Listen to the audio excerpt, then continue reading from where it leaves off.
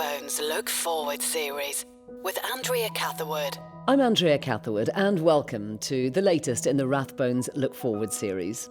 I'm talking to some of the great thinkers, writers and journalists of our time, focusing on the future of our changing world. Today we focus on the future of teaching with award-winning writer, teacher and journalist Kate Clanchy. Her latest book, Some Kids I Taught and What They Taught Me, looks back over her 30-year career in state schools and argues that teaching today is too often demeaned, diminished and drastically under-resourced. And she argues why it shouldn't be. Kate, I'd like to start by talking to you about the perception of teachers here in the UK, because I think sometimes it's very different from the way that teachers are perceived in other countries. They sort of have a slightly lower standing, which seems awful when you think of the precious job that they do. Do you think that that's a fair assessment and why? Yeah, I do. It's something that, I became conscious of because I changed jobs or rather I had two jobs at the same time. So I was a teacher and then I started to become a writer and a journalist. And I was conscious that, out in the world as a journalist, people listened to what you said. You had a whole different kind of status. You were considered more professional, which is extraordinary because, journalists are scurrilous people that do all sorts of things and teachers are very worthy people. I think it's got less status within the professions. For working class people, a teacher may be the first person with higher education that they meet. They've got, much more status that way. But for within the middle classes, teachers are definitely lower down the pecking order. And that's partly to do with salary. I mean, if you think about it, in Finland, teachers are very highly regarded. They mostly have higher degrees. They are also paid 2/3 of what a doctor is paid, whereas in this country, we're paid 1/3 of what a doctor is paid most of the time. Now, you're a prize-winning poet and also a novelist. Talking about the idea of the perception of teachers, very often people would think that you would then give up teaching when you got to those lofty heights. It's not something you've done. In fact, you've been working as a teacher for 30 years across state schools. Tell me about the relationship between teaching and your own writing. Well, when I started off writing, I was teaching full-time and writing was kind of my hobby. And then I've been very lucky, so teaching is now kind of my hobby. I'm able to do it very part-time. I've been doing this job just a couple of days a week, being the writer in residence at my school. And so I've been able to have much more joy in it and be much more self-determined than most teachers. I think that I wouldn't have been able to write the book I wrote if I was teaching full-time because it's a very creative job. It drains your creativity in very much the same way, as writing a book. So I kind of have parallel lives between the two. And I'm always in a bad mood. I'm always saying, I'm spending too much time on my teaching. I'll never get my writing done. I'm spending much too much time doing this. I'll never get my lesson plan done. But I think, it's been a pretty productive relationship, really. We'll talk a little bit more about being a writer in residence, but I want to talk first about the inclusion unit. You worked in inclusion a lot, and I just want to start off by, if you could, explaining to us what inclusion is. Yeah, well, the inclusion unit was the first place I had a permanent contract in, sort of when my youngest child was 3, when I was going back into schools when my own children were a little bit bigger. And I remember thinking that the term was funny. I remember thinking that this is the inclusion unit, they mean the exclusion unit, because that's what it was. It was the place where the kids who would otherwise have to be excluded were held. But my cynicism about that term really dissipated over the year because it was run by extraordinarily able teachers, and it really was about including. It was about holding those kids in the school, holding them within the community and helping them to be included. And it's from that experience and the other years I did there, I think I have learnt to be more inclusive in my own practice. And I always have an inclusion group in school.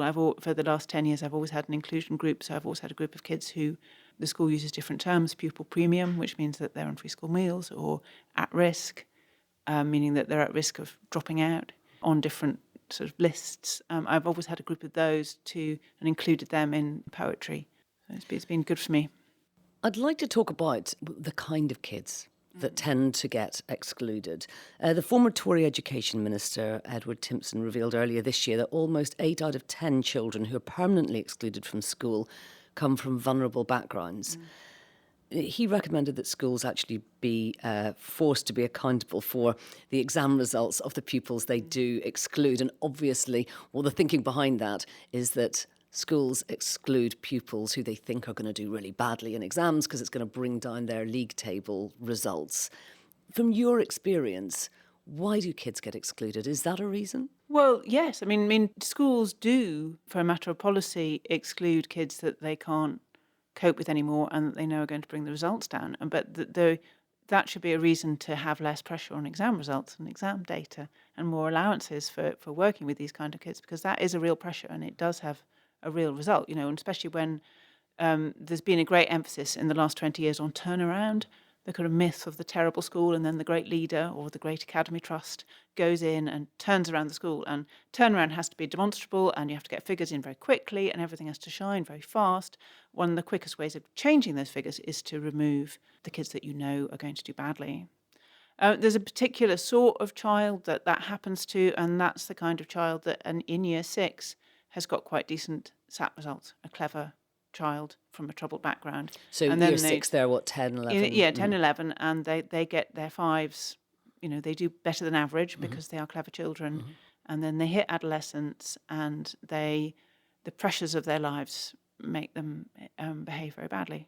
And what kind of backgrounds is it possible to say, or is that too much of a Well, I mean, generally generalisation? speaking, in our school, this is a school where it's only about 20% white kids. Maybe it's a bit more at the moment, but it's a majority of the kids come from, as I think it's 70% of primary school kids in London come from BME backgrounds now, which is amazing to think of.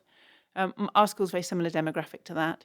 It isn't the kids with English as a second language. It isn't the BME kids. Overwhelmingly, it's the white kids from not working class backgrounds, from parents who haven't worked, from chaotic families, from vulnerable families. And the support for those vulnerable families has been getting less and less and less and less. I mean, we're now getting the children who didn't have Sure Start into year 7, and that definitely has an impact. And the social workers and the family support workers that used to be there aren't there anymore in the family care centres. And so these children roll up to school without support, so that they may have an illiterate parent, they may have a parent who's not capable of managing the family budget, they may have changed parents many times. Overwhelmingly, they have been treated in a way that makes them think that they're not valuable and that they very well must have had a physical or sexual trauma, so they don't feel valuable to themselves, and that makes them angry, and it makes them very difficult to teach because, of course, their concentration is poor, and of course, it's very hard to say. So it's about rewards is one of the things. If you say, if you do this, this is going to help you in your life, they don't believe that, because if you come from a chaotic background where you haven't been rewarded for what you do, then that doesn't make sense. So they're just very vulnerable children that are also extremely... I mean, schools know that, and it's not that teachers are horrible, it's not that they want to hurt these children, but those children can also end learning in your classroom very, very rapidly. Yes, I wanted to talk to you about that because, of course, while the picture that you're painting is very vivid and indeed very heartbreaking, if you are a pupil in a class where there are a number of vulnerable children, that can really hamper your learning experience. Yes, it can. Yeah, and if you're a teacher, it's immensely stressful, because you want to teach. You want to teach your subject. You want to teach the quiet child in the room, or the very bright child in the room. You want to be able to teach those ones. But when you have a child whose need is enormous, their need will fill the room, and they'll fill it with chaos if they can't fill it in another way. Schools do exclude more, but they exclude more because they don't have the resources. The inclusion unit in which I worked is no longer there. That because it's expensive. It's expensive to staff it, and then the network outside the inclusion unit of social workers and doctors and support workers, that's not there either. So those children are much more likely now to be excluded. So the kids that would have gone into your inclusion unit, what happens to them today? They get excluded. They're on the streets. And the teachers who are in a position where they have to make those decisions, that must be very difficult for them as well. Yes, it's awful. I mean, and I think that teachers, people say teachers get fed up with low pay or whatever. I think what teachers get fed up with most of all is not being able to care for their children the way that they would want to. I mean, to see the need, to feel the need in the classroom, and then to know that you're not meeting that need. It's just like, everyone knows that. That's why mothers get angry with their children. It's because they're failing them. It's not because the children are bad. It's because the child's unhappy and they feel that they're not doing it properly. Teachers feel that as well. If you have a child that's full of need in your group and you can't cope, then you become angry and frustrated and want to leave your job. Tell me about what you did then in an inclusion unit, because it sounds like an incredibly challenging, possibly the most challenging area of teaching that you could possibly have gone into. Indeed, You've got yeah. all these kids who, you've said, have been in terribly vulnerable, terribly stressful situations. They are so disruptive within a class that they have to be excluded from that class. And then you have to look after all of them? How does that work? Well, when I have inclusion groups for poetry, they're smaller. So I will have, 10 or 12. The most recent inclusion groups, I've had them, they've been year 11, they get out of PE, which is always quite a sweetener. I bring them cake, and then we just sit round round a table and write poems. And so I read them poems which they like. Children like poetry much more than you think they do. Teenagers really love a lot of contemporary poetry on video, performance poetry. And then we write poems, and they choose which poems they want to write. And then we make them books. So I very often either make them an anthology for the group, or what I've done quite often is make each child a book that's published and printed up for them, and that they take away. That's a record of what they wrote down. But it is about self-esteem. So it's very important for each person they write something down, and the first thing they then want to do is throw it away. That's very common in kids I'm working with for inclusion. They don't think that anything that they've written is worth it. So I suppose what I do is go through an endless process of saying, yes, it is. And that starts with catching the crumpled bits of paper and taking them home and, typing them up and showing them, and then getting them to read to each other and getting them to admire each other's work and trusting each other, and then doing it again. And then finally that comes to being a book, and a book that they show their parents, or a book that they share in an event and they take away with them. And it doesn't cure anyone of anyone. It does seem to cheer them up, generally speaking. Your title, we talked about it a little earlier, your title is Writer in Residence at the Oxford Spires Academy. When you first hear that title, you might think that that's a title for a poet at a private school, at a public school perhaps. And yet you're at a state academy with lots of its own challenges.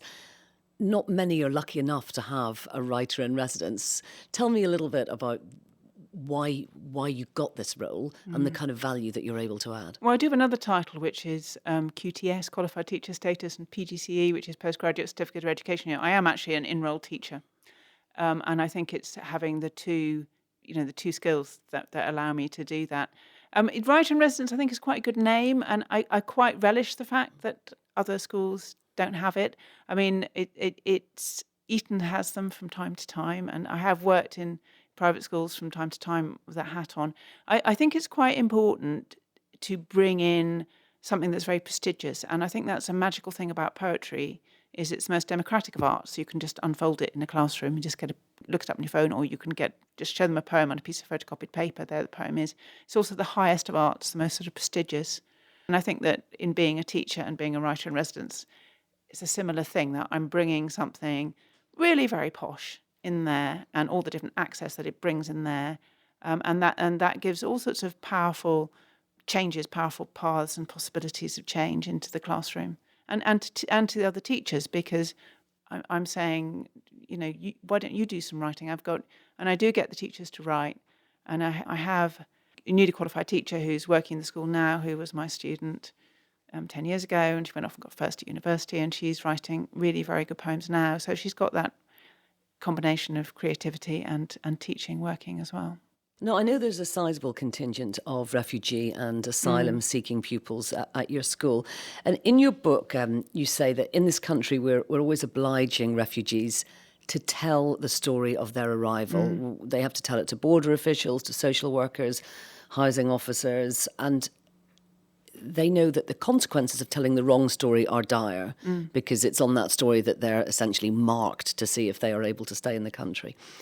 At your school, these children then often say that they don't remember the stories of the homes and the war zones and the families that they left. So I'd like you to tell us a little bit about the process that you go through the poetry to try and get them to to open up and perhaps to tell you or to tell themselves a little bit more about that. Yeah, that's a similar story. I mean, kids are often, they're always both busting to tell you everything that happened and that they're hugely anxious about it.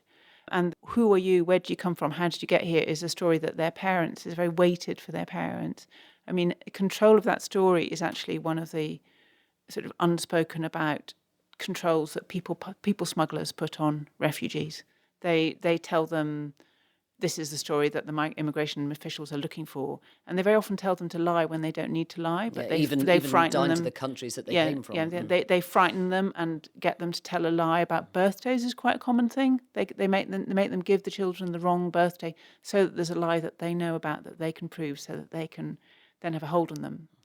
What is the right refugee story to tell? That also changes. I know students that ran away from the Taliban directly, who had bombs in their village directly, but they're not classified as refugees because they came from Afghanistan and that's supposed to be safe. Or kids who came out of Afghanistan because of terrorism, again, in their village, but because they're Pashto, because they're Sunni, that doesn't qualify them. There's so many different permutations. And then there's also economic migrants, and who is and who isn't is, it's just a very, very painful area. But at the same time, they do want to talk. So I hope what a poem can be is, this is your story under your control. Many of them come from poem-making backgrounds. So we read a poem, and then if they write their poem is always going to be a work of art. It's something that they control. They can say what bit of information they want and what bit of information they don't want, and they can remember what they actually remember. That does help you to express yourself in a way that's beautiful and controlled. There's a beautiful poem written by Priya. It's called My Mother Country in the book. She's a Bengali teenager. Do you think you could read that poem for us? Then we'll talk a little bit about it. Yeah, this was when I'd been in the school just a couple of years, really. And I suppose that there is a deeply patronising attitude that I partook of because it's just so universal, which is that a child who learns English as the second language will never really be as good. That must be a handicap for them, And in fact, I think it's an advantage. I think if you get a kid the right way, I think they're listening harder to the sounds of English. And one of the things, this was a poem that kind of woke me up to that. And it's in England Poems from a School, which is my anthology of poems by my students as well as in the book. My Mother Country. I don't remember her in the summer lagoon water sizzling, the kingfisher leaping, or even the sweet honey mangoes they tell me I used to love. I don't remember her comforting garment, her saps of date trees providing the meagre earnings for those farmers out there in the Gulf under the calidity of the sun, or the mosquitoes droning in the monsoon, or the tipper-tapper of the rain on the tin roofs dripping on the window, I think. That's beautiful, isn't it? It's a beautiful poem, yeah. You said that, as you put it, it opens it's a magic key, really, the poems, to opening many stories. And in that quite short poem, she paints such a vivid picture of a whole past. And then she folds it up again. Oh, I don't remember that, I think. She both shows you, I do remember these things. And then she says, but of course I have to doubt all those things. I have to say I don't remember them. It's just very powerful. So many kids have written so many versions of that. As soon as I show it to, you can do it with, you don't have to have lost a country. Everyone's lost a place. Very often people write about their grandparents' house or if they've moved towns. It's surprising how conservative children are. They really didn't want to move when they were 6. They didn't think that was fun. There's always that feeling of a lost place. But children that have lost a country, it's very, very powerful. And so if you just say, don't tell me what did I remember, just tell me some of the things you definitely don't remember or don't remember properly. What was the smell of that place whose name you don't remember? What was the taste of that place when you don't know where it is on the map? What was the feeling of that person? And so that poem has opened up lots and lots of other poems. In the aftermath of the EU referendum, in the 11 months after it, there was a surge of about 40% of an increase in race and faith-based hate crimes in England and Wales. And attitudes did appear to harden to those who were seen as other. In your school, I know there is no majority group, and so in one sense, there isn't anyone who's Other is considered hard to other. find, yeah. But I just wonder, in a way, everyone is other if they are not from the UK, and they can be quite easily made to feel like that. How do you talk to your children about the tensions of what it's like to have lost a country, as you put it, before they were even 10 years old? We try to talk about it in poetry. The students in my school are very, very celebratory about their community. That is something that comes out very positively. And it's very interesting when they go off, for example, to university, to white places, how clear they are about that. They come back and they say, oh, we're so thankful to be back on the Cowley Road, where we feel normal. Because they live in their mixed community and they're very, very loyal to that mixed community and the different values it brings with them. And they're very vocal. It's one thing our students are very vocal about is about being anti-racist. And it's interesting, Cowley Road, right in the middle of Oxford. It is. It's a place that a lot of people around the country perceive as being quite a white community, but actually that area of Oxford isn't. Yeah, there is the Oxford, which is right in the middle, but Oxford's got a very wide fringe to it. It's got a car plant, the BMW car plant, which of course is European, ho-ho. It's got these enormous hospitals. It's actually more like, Aylesbury or Slough. It's the continuum. It's very near to Heathrow. And there is this area which is in the bottom 10% of the UK poverty index, Rose Hill, which is enormously racially mixed. We have all these different kids. That genuinely is a community which creates its own loyalties. So there hasn't been an eruption of racist incidents in our school, but I think there is more of a feeling of being in battle, that when they go out of this community, they will meet otherness and criticism. People making the progressive case for immigration will often talk about the economic value of diversity, and your book it's a kind of a love letter to all these people that you've come across and everything that they've taught you, and indeed how beautiful diversity is, not just economically useful. I'd like you to tell us a little bit about how optimistic you are, as you put it, that we can tune into this voice of our New England, inflected with all the accents of the world. It's a lovely thought, but I wonder if you're as optimistic as you were. Yeah, it has been a depressing few years. When I put together England poems from a school, the years that those were put together, that was a sort of a rising tide of diversity and acceptance, and it's hard to understand what has happened. I have quite a profile on Twitter. I now have nearly 16,000 followers, and that's the students' poems I put up. And there's undoubtedly an appetite for those, an audience for those. One poem I put up for a kid, there were 2 million views. I mean, that's an awful lot. There's a huge... What kind of responses do you get?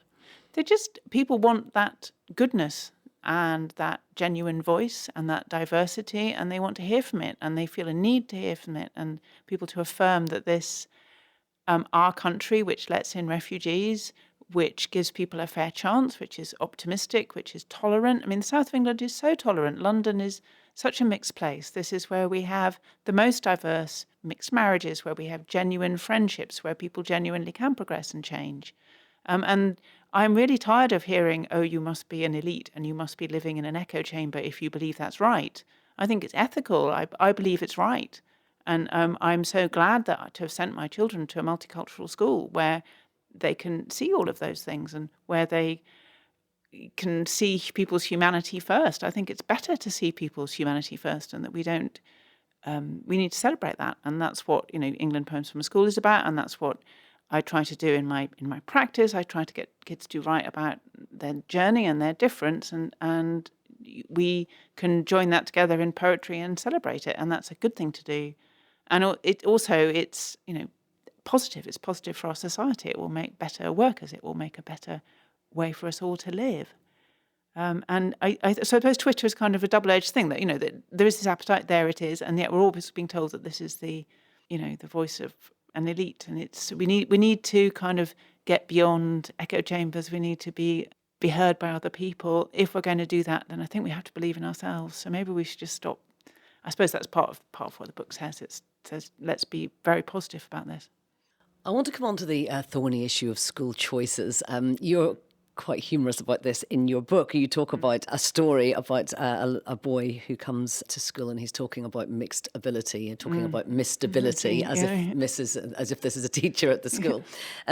You also say that in this country, when parents are looking at secondary schools, it sometimes makes them a little bit crazy. Certainly does, yes. And I think that a lot of our listeners and a lot of people that resonates with them, either because of the choices that they've made or having to sit at endless dinner parties listening to other people banging on about what schools they're going to send their kids to or not. So I want to ask you first about that idea of school choices and just personalise it a little bit for you, because you had to make some choices about what school to send your eldest son to when it came to his A-levels. And I think that was, in a way, it was quite eye-opening for you to see the differences. I sent my son to the school I teach him, and that was in itself difficult in its as a decision, because when I sent him there, he was the first middle-class child. So that was quite a political choice. It was, and yes, and it was quite difficult. And I remember a member of staff leaning out the window and saying, "Your child's got a bicycle helmet. We haven't seen a bicycle helmet for years." Obviously, making a joke about it. He was very well loved and very well cared for at that school, and he got stupendous results. But yeah, it was political, and people looked at you. There's a kind of judgment fest that goes on, and an anxiety fest, because how can you do enough for your child? And one of the things I was trying to think about when I made those decisions for Michael when he was 11, when we made those decisions together, was it's not just what your child gets. And I think you get a lot of pressure that if you make the wrong decision, your child's going to get the wrong thing. And you've got to provide for the child, but it is also what your child gives and what you as a family give. And if you've got to think of yourself as being part of a whole community, and my child's got quite a considerable patrimony because he's musical, he's comes from a very academic family, he did loads of maths tutoring. The day before maths GCSE, everyone in his class gave him a hug so the smarts would wear off. This did not work. But, or maybe it did. I don't know. They made good progress. But I think that showed that he was an integrated person. But that was a fraught, politicised decision. For his sixth form, we sent him to the comprehensive with a great reputation, with a fabulous, enormous sixth form, huge sixth form, like a sixth form college. And that again was a series of difficulties, because the A-level system in this country and the underfunding of the A-level that's come recently means that if you're going to offer effective A-levels like this school does, you have to exclude about a third of the other kids. They have to go somewhere else. So I could see, the whole community that my son had been educated in dividing again, sheep and goats. And in order for him to go to this school where he's going to get, again, he got fantastic A-levels, we were then making a decision for him to go effectively to a more selective place. And in terms of selection within a school, in terms of mixed ability classes or setting, I was really interested in what you wrote in the book, because to me it sounds very counterintuitive not to set children, because it seems that both for those who find it more difficult to learn a subject and those who are very bright, it would be better to be in a class with more like-minded kids, with kids that are at the same academic level, that are working in a similar academic level. Tell me why that's not a good idea. Well, there are many, many arguments and bits of academic research on it. Every bit of research tells you that a very bright kid does just as well in a mixed ability set, whereas a bottom set kid does worse. Or actually, it's not the bottom set kids, it's set 3. And that's, if you think about it yourself, if you just think about something you've failed at. Set 3, so that's the third quarter. Yeah, the third quarter become extremely demotivated and unhappy and do much worse. And that's that simple thing about teaching. If I think about what did I actually learn in 30 years in teaching, I learned that it's so easy to make people feel bad. And if you think about the times you've been told in your life that you failed, and I'm sure they're extremely few, but if you think about them, I wouldn't be too sure. They burn, they hurt. And every time you tell somebody they're set 3 or set 4, then you are hurting them and burning them and lowering their self-esteem in a way that's incredibly difficult to get back. And that's the cost of setting. But there is a cost of not setting, which is, especially when you have an exam system like we have, that things become, especially if you've got 30 kids in a class, it becomes almost brutally impossible. So, I think I'm probably in favour of sending all the kids to the same school and setting them humanely. So that is flexibly, not giving in to the deep teacher's temptation, which is to put the worst teacher with the worst set. Right. and let everyone go downhill, but to be positive. Set fours in my school, the bottom sets are where I go for my poets. I either go to top set or the bottom set because you get really interesting kids. And set four is tackled incredibly positively in our school. They've got strong teachers in there, lots of teaching assistants, lots of love, and they put them in set four so that they put all the set ones are very big. Set twos are very big, so that set four can be small, so that they can help them. So that's not such a And the negative poor set thing. three doesn't get a look in again. Set three does as well as it can do. And the trouble about set three is, nobody wants to be in there, and nobody wants to tease them really, because they're clever enough to give you trouble, and they're angry. They know that they're being done down. And also we have such a sheep and goats exam system that's going to enforce people at GCSE and tells them that they failed. And already they know in year 9 that they're probably not going to come through on that one. There isn't really much of a carrot. Stick is not a lot of fun. Those things really, there are so many things I would like to change about the British education system, but GCSE would be a huge one if we could just actually let people progress and then examine them when they were 18. I think that we would have much more chance for a humane system. That's really interesting. So you think that actually there shouldn't be exams at 16. I suppose the problem is, what about those people who don't want to stay in education until they're 18? They're now legally obliged to. They have to stay in educational training until they're 18. So we've got this paradox that you've got to tell them they failed at 16 and then keep them on until they're 18. And that's not fun, because telling people they failed is a permanent injury. No, I think we should be doing like every other country in Europe and offering people options at 14 and then examining them at 18. Because there are plenty of 14-year-olds that don't want to be in a very academic school, and they can do discussion. And we should have much better vocational training, as we do in places like Germany and France. And then we should examine people, if we're going to examine them, at 18. This 16, the GCSE is an overhang of a system when we chuck people out at 16, and when there were people that were going to work in an office and people that were going to work in a field. And we don't have that divide anymore. And we shouldn't have the exam system that goes with it. That's really interesting. I'd like to also ask you about private schools, public schools. We know the statistics that people holding top jobs in politics, media, judiciary, business. I mean, there's endless statistics that lots of them went to public schools. And I wonder why you think that is. How much of it is about the education they received, the actual education? How much of it is about perhaps the confidence or sense of entitlement that they were given? And how much is about the way that maybe employers or institutions treat people who still have that old school tie or that badge of having been to not necessarily a top public school, but any private school? Well, I think that's a huge parcel of the whole thing. I grew up in the 70s, so I grew up with the idea that we were becoming you equal. You thought it was all going to be over. And that we were going to be more equal. That was the promise that I grew up with. And, the only promise that's been delivered is iPhones, as far as I can see. We were promised jetpacks, we were promised equality, and none of these things have arrived. Where are the hoverboards? And where are the hoverboards? But definitely the equality would be good. Instead of that, I've seen rising inequality to the point where that's endangering all of us. And the rise of the private schools, the cleverness of the private schools. I think the thing that most deeply bothers me, because of who I am and the job I do, is the way that the private schools have bought the arts, and that now the arts are being done down in the state sector. And if you're going to be our actors already come out of Eton and Harrow, the directors, the musicians, the visual arts now. Why is that, though? Is that because they have the facilities and they have the time and the resources? Well, yes.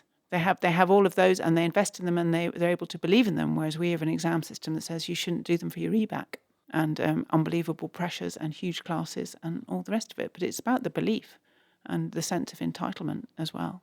I mean, that is what's enviable in private schools for me, is that emphasis and belief in the arts.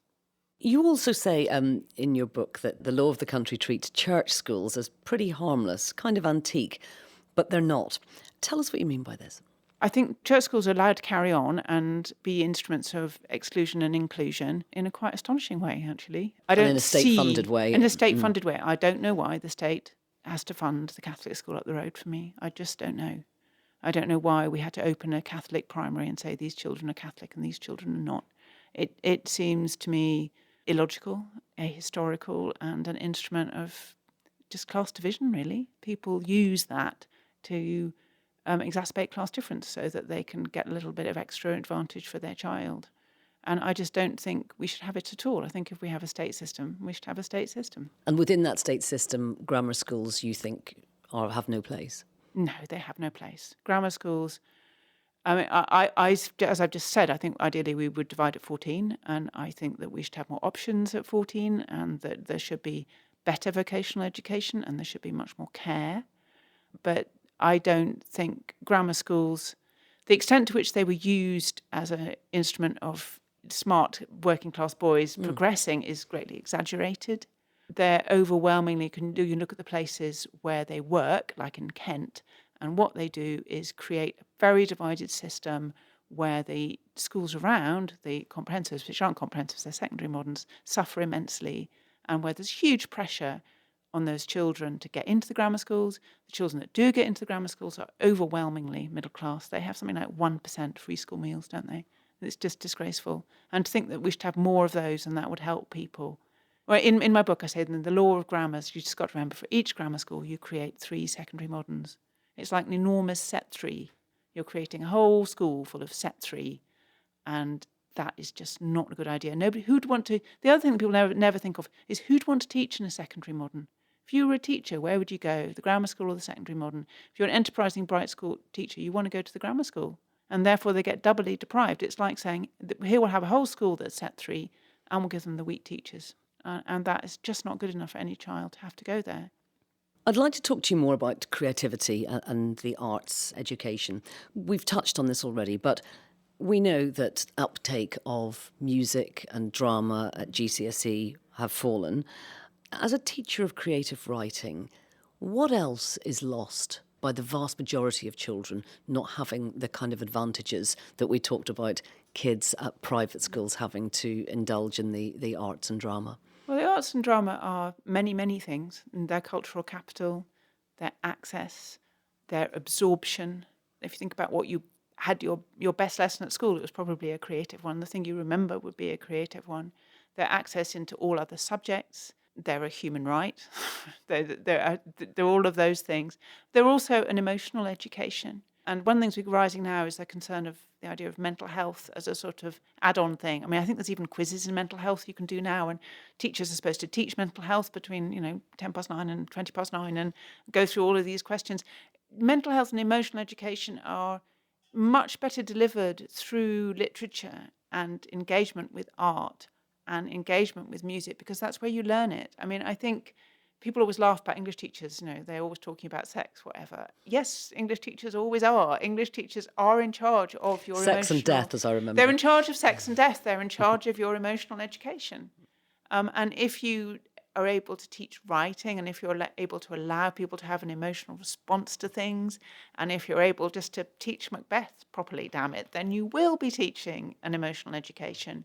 And teachers need, instead of being told, now you're going to do mental health every Friday between 9 and 10, teachers need to feel empowered to do that and helped and listened to and able to talk about it and talk about that aspect of their work, because it's important. I can imagine listeners to this thinking, well, really, is drama and creative arts really being squeezed? Surely they are on the curriculum and they do exist, whether or not you have the facilities to have a stupendous theatre. Everybody gets the opportunity to do those at school. Is that not the case? They're not on the EBAC, and the number of children opting to do them are shrinking and shrinking and shrinking. Just explain what the EBAC is for people who don't have kids who are going through this at the moment. The EBAC is one of Michael Gove's inventions, and it is a way of saying that it's the English baccalaureate, and it's 5 GCSEs, which are sort of hard GCSEs. It was designed so that, most of the Gove curriculum is designed to make more people fail. And this was designed to say that anyone who'd done so-called soft GCSEs was a failure. It's supposed to give you 5 hard GCSEs, and you have to do maths, and you have to do English, and you have to do sciences and a language and a humanity, but they excluded an art. And the people made a fuss at the time. It didn't sound very major, but the drip, drip, drip of, when it's combined with ever-dropping budgets, the encouragement of a school not to offer GCSE music. If you think about it, GCSE music is a minority subject. You'll probably only have 15 in that class. That's very expensive. In straitened times when head teachers are cleaning their own loos or whatever they're up to. They probably shouldn't be doing that. Then you can't afford a GCSE music class. And so then what kind of music are you teaching? Well, you can teach the kind of music that doesn't actually need a musician. And that's a decision that's been made very rapidly in a lot of schools. Similarly with drama, if you're not going to do drama GCSE, which is a bit noisy and needs a big room, then you can just do it as a bit of English. Then you've lost your drama teacher. There's a very moving chapter in your book where you talk about health and poverty. Poor people are less well than rich people, to put it very basically. And the additional complexities that those health-related issues introduce into the classroom. It's another example of the huge amount of juggling that teachers have to do when they're looking after children from poor backgrounds. And you question very honestly the value of the work that you're doing in light of these challenges and the fact, indeed, that you're not a trained psychiatrist. I mean, it must be very difficult and challenging to have to come up against day after day a whole other set of issues. Yeah, I think, again, because I'm part-time, I do feel lucky, and I have time to consider it. This is what I call the therapist question. Every time I read some that, from my book, or I read some of the kids' poems in a literary festival or in any kind of audience, there's always a psychotherapist, and the psychotherapist always says, and what therapy are you getting? And what they mean is, are you qualified? And it's something that I have thought about a lot over the years as I was doing it. Am I qualified to hear the stories and should I be doing something with the stories? And actually what I think is storytelling is a thing that human beings do. And have always done. And have always done. Such a basic part of our world, isn't it? You meet the person from the other tribe, you learn the sounds of their language, and then you learn their poem, and then you tell the story. That's just a very basic thing that people must have been doing since evolution began. I think it's just an entitlement and something that we want to do. And I think a story is a safe place. I never say to anybody, I've never in my whole practice said, let's write a sad story, or let's write a story about your mum, ever. What I do is say, here's a poem. It's got a nice sound and a nice shape. Let's see if we can write one that sound and that shape. And then sometimes a kid will choose to write something that's actually very sad or very personal within that sound and shape. But they'll have made something that's beautiful, that has a sound and a shape, and we'll be focusing on that. And then what I do is receive it as a poem, as a work of art, and tell them why it's good, and encourage them, and make it look, type it up, put it in a book, do all of the different sort of framing, congratulatory hearing things. I try and hear it and give it back to them. And actually, I feel quite safe doing that. I don't feel any of the things that the therapist asking the question feels I should feel, which is out of control or overloaded or any of those things. I listen, I tell, I listen, I tell. We tell each other, we talk, we have other people in the room. I think my practice is okay. And you mentioned out of control there, and actually in the book you talk a lot about how this can give children, and indeed all of us, a sense of control to be able to tell your own story, to be in charge of that. Yeah, because that's what I'm doing. I'm not saying tell me the truth about you ever. I'm always saying let's write a poem, or let's speak a poem, let's listen to a poem. And I think a poem is a very safe place. And I think it's a little bit sad that somehow we've forgotten that. And again, that's part of the saying, let's do mental health on a Friday between 9 and 10. Yes, that's a mental health thing. I'm not doing it for mental health. I'm doing it for poetry. We can have it all as a parcel. We don't have to say we're doing mental health poetry or poetry therapy. We're doing poetry.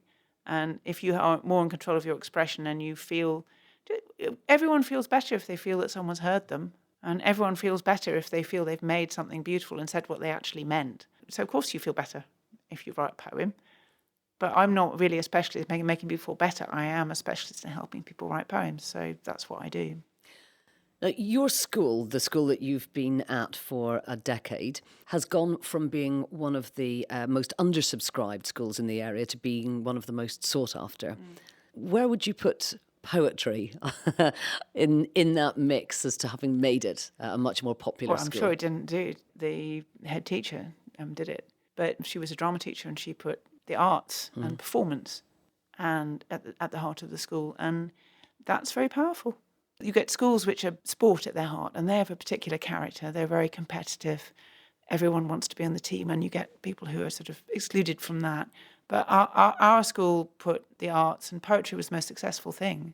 That's where the most kids succeeded, and they succeeded in the world. It meant a huge amount to the kids to see people win poetry competitions and succeed in the world, and come out and, get places at Oxford University or whatever, to come out. That raised expectations enormously. It made them feel really good. Do you think it helps them to gain a place, for example, in English would be the obvious one, but do you feel that learning poetry and enjoying poetry and being able to write poetry gives them a bigger, a wider breadth, and not just being able to go and do those arts Yeah, courses? I mean, I'm very proud of Shukriya Rezai, who's in that book. So she's Hazara, she came from Afghanistan. She came at the age of 14, and she was really didn't have very much English, but she was already writing poems. She came from a kind of oral poetry background, and she was in my Very Quiet Foreign Girls poetry group. And she didn't quite get her. She got good GCSEs, which was amazing, but she couldn't quite get her A levels because her English was incredibly good, but she couldn't do it fast enough. She couldn't write fast enough. And the first time around, she didn't get the right A levels, and she stayed on for an extra year and helped me in school and helped all the EAL kids. And she got a scholarship to Goldsmiths University, and she's there, and she's doing incredibly well in her degree. And she went to the UN this summer. And she told them about her Hazara people, and she read the poem that she wrote called My Hazara People, which she wrote for me when she was 14. And I'm so proud of her. She is so empowered.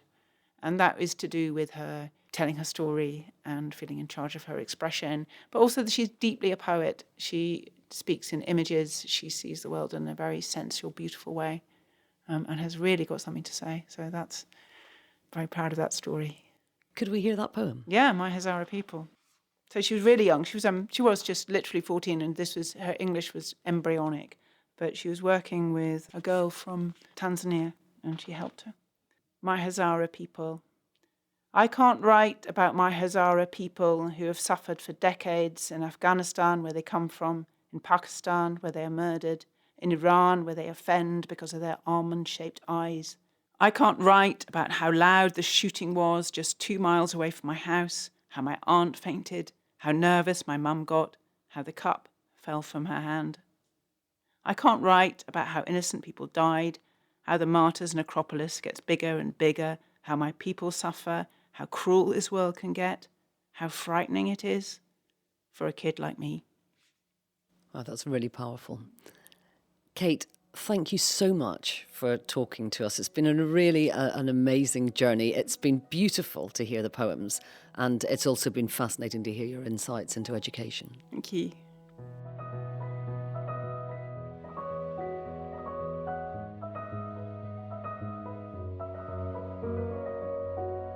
The Rathbones Look Forward series with Andrea Catherwood.